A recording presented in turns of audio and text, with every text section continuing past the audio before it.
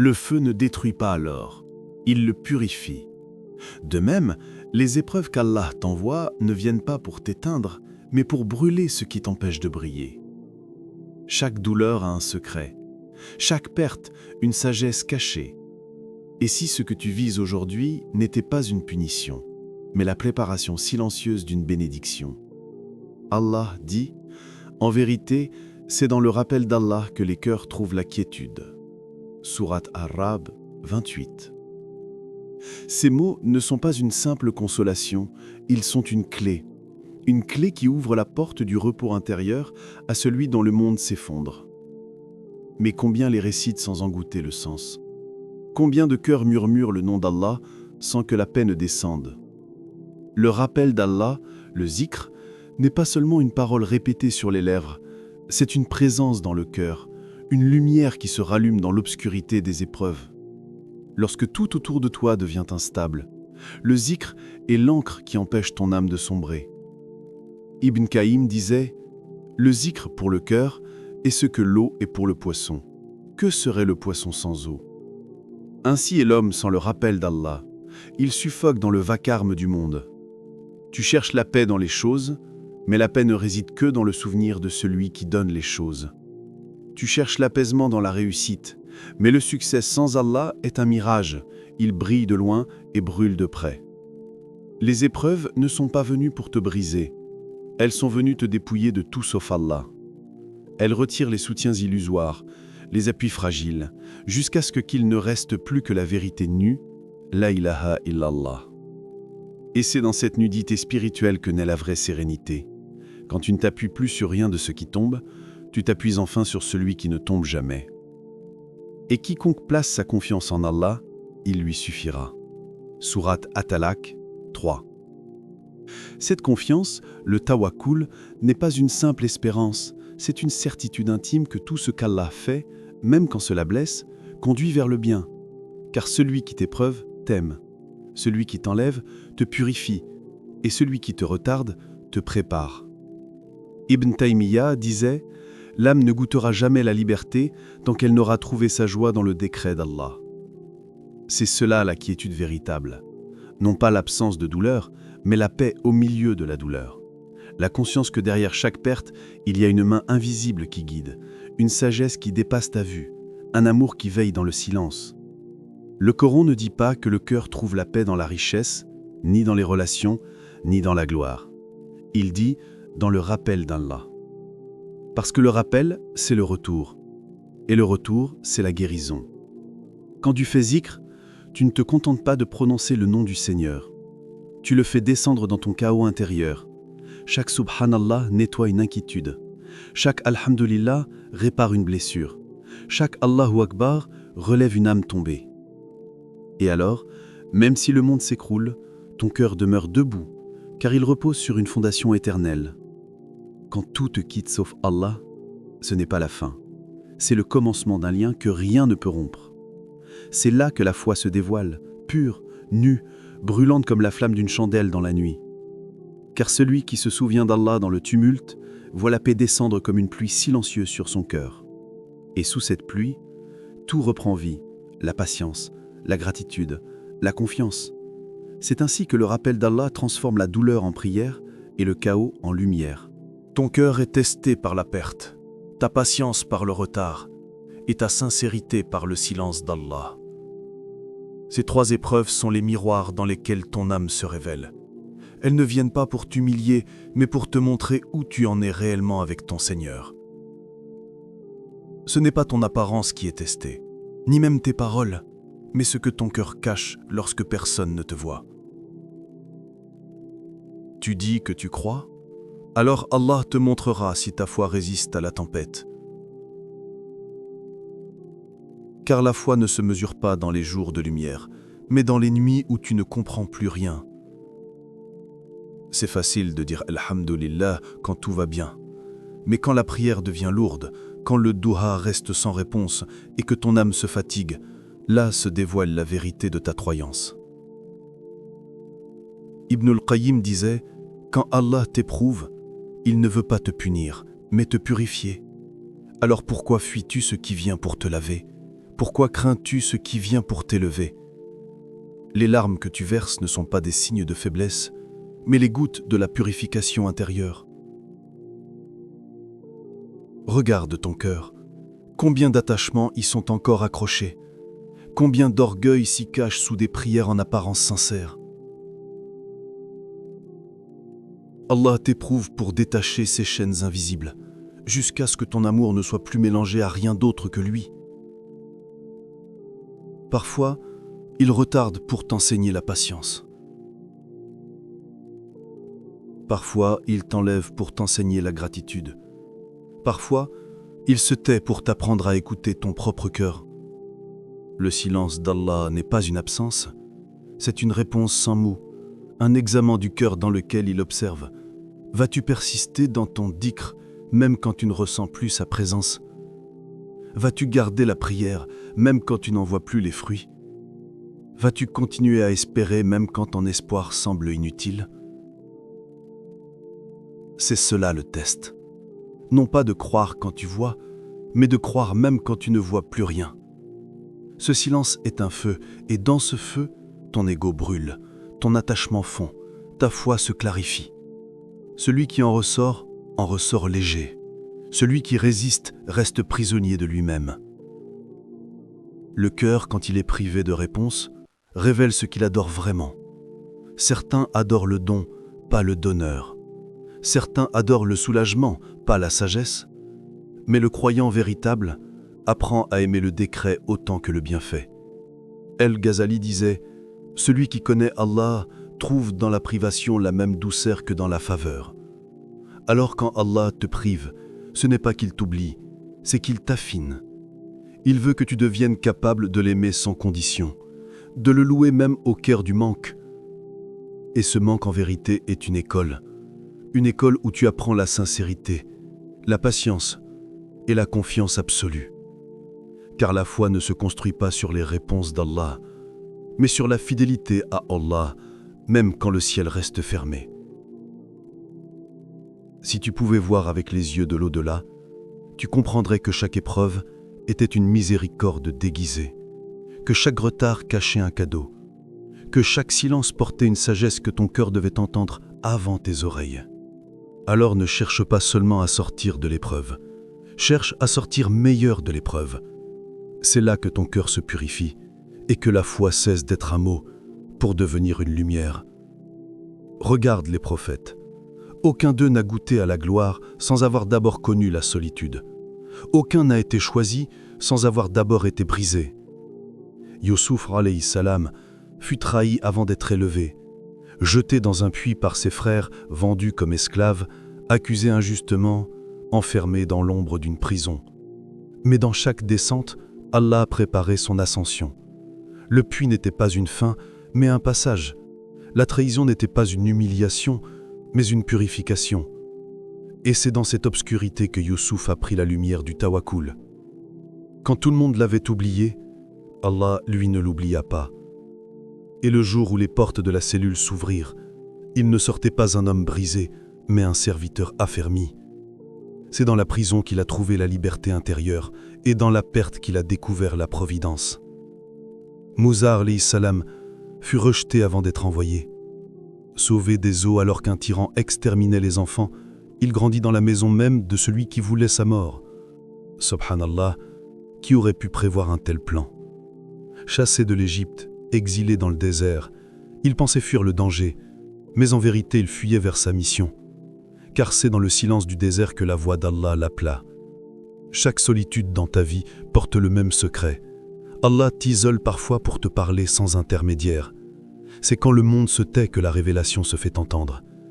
Et ce que Moussa pensait être un exil était en réalité un entraînement à la prophétie. Puis vint Muhammad, sallallahu alayhi wa sallam, le sceau des prophètes, le plus aimé, le plus éprouvé, blessé à Uhud, affamé à Taïf, persécuté à la Mecque. Son visage saignait, mais son cœur priait encore. Ô Allah, pardonne-leur, car ils ne savent pas. Son triomphe ne s'est pas bâti sur les armes, mais sur la patience, la clémence et le pardon. Et quand la Mecque fut conquise, il entra la tête inclinée, non pas comme un roi victorieux, mais comme un serviteur reconnaissant. Leur gloire n'est pas née du confort, mais de la soumission dans l'épreuve. Chaque prophète a appris à se maîtriser avant de diriger. Car comment guider les cœurs si le tien n'est pas dompté? Le prophète sallallahu alayhi wa sallam a dit « Le fort n'est pas celui qui terrasse les gens, mais celui qui se maîtrise lorsqu'il est en colère. » Sahih Bukhari et Muslim. Cette parole est la couronne des âmes disciplinées. Elle rappelle que la vraie puissance n'est pas dans la domination, mais dans la retenue. Les héros d'Allah ne sont pas ceux qui imposent, mais ceux qui supportent. Leur force ne vient pas de leurs bras, mais de la paix qu'ils conservent dans la tempête. Regarde encore les compagnons, radiyallahu anhum. Abu Bakr, doux et ferme, qui portait la foi du prophète comme un flambeau dans la nuit. Omar, fort comme le tonnerre, mais humble comme la pluie. Uthman, généreux jusqu'à l'effacement. Ali, courageux jusqu'à la lumière du martyr. Chacun d'eux a porté son lot d'épreuves, mais jamais ils ne se sont plaints du décret, car ils savaient que la douleur est le prix de l'élévation.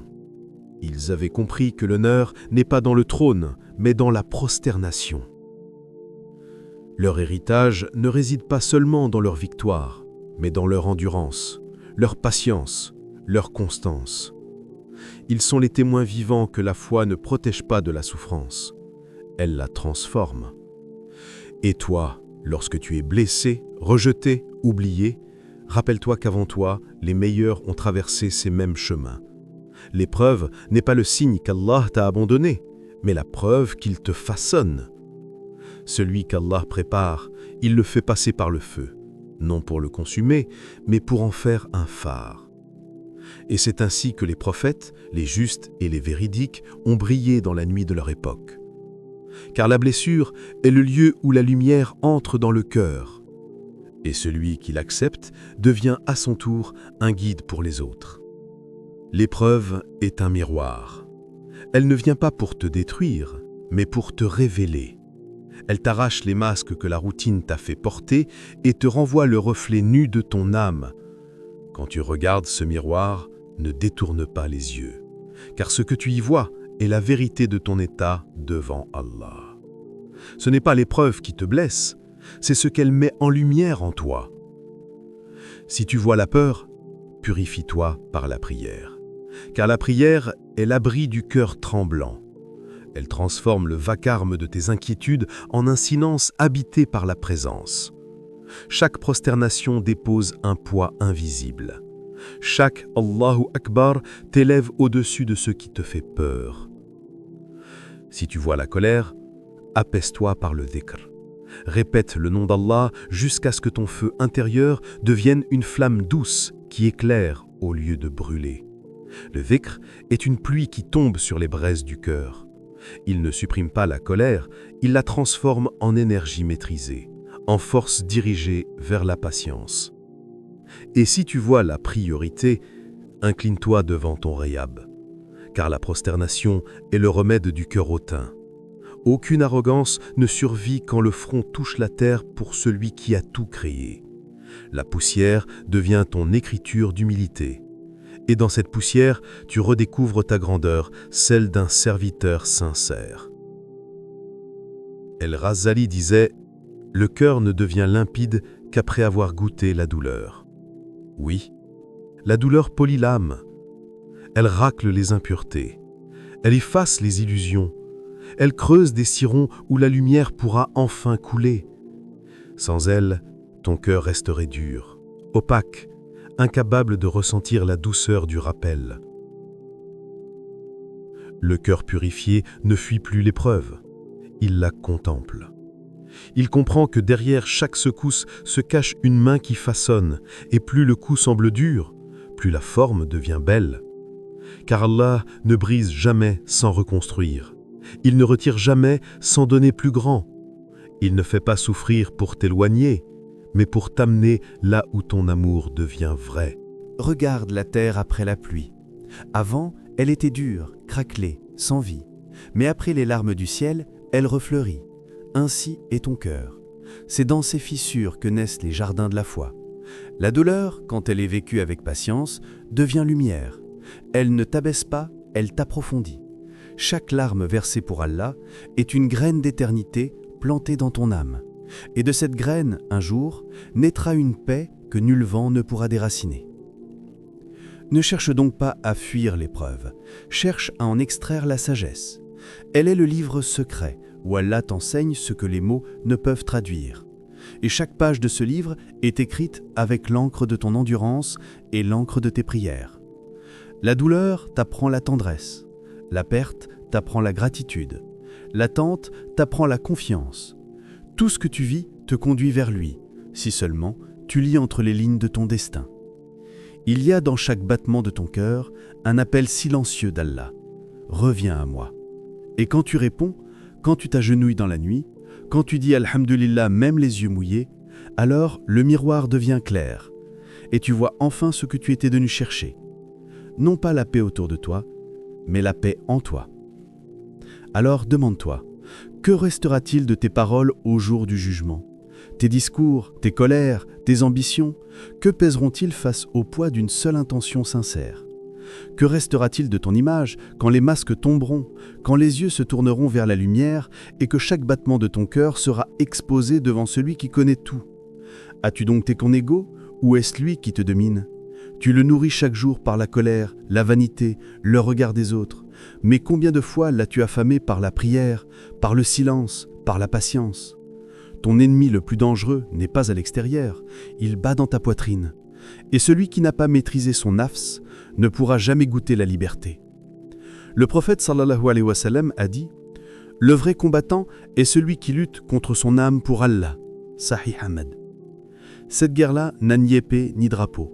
C'est une bataille que personne ne voit, mais que les anges inscrivent à chaque seconde.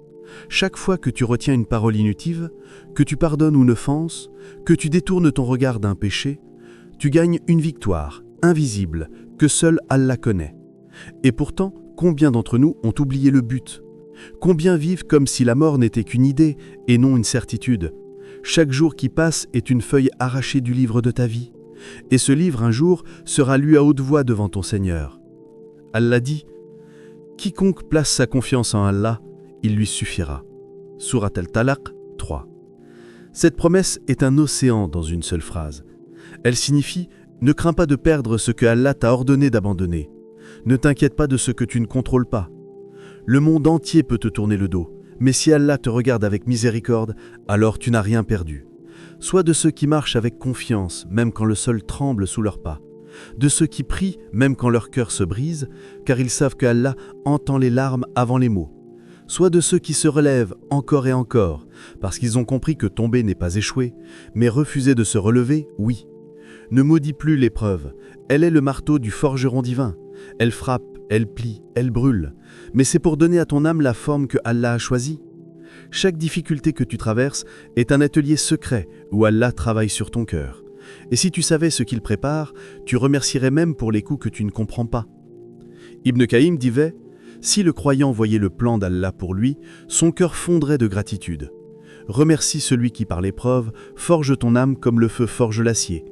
Le feu ne détruit pas l'acier, il le purifie. Et toi, à chaque douleur, à chaque chute, tu deviens plus lucide, plus sincère, plus proche. Sois patient, non pas parce que c'est facile, mais parce que Allah a promis sa compagnie à ceux qui patientent. Et quelle plus grande récompense que sa proximité ? Avant chaque aube, il faut traverser la nuit. C'est la loi de la foi. La lumière ne naît qu'après la noirceur. Alors si tu es dans la nuit, ne désespère pas, ton aube approche. Et peut-être que cette épreuve que tu maudis aujourd'hui sera demain la preuve de ton élection. Peut-être que c'est ici, dans ta fatigue, dans ton silence, qu'Allah t'appelle à le retrouver.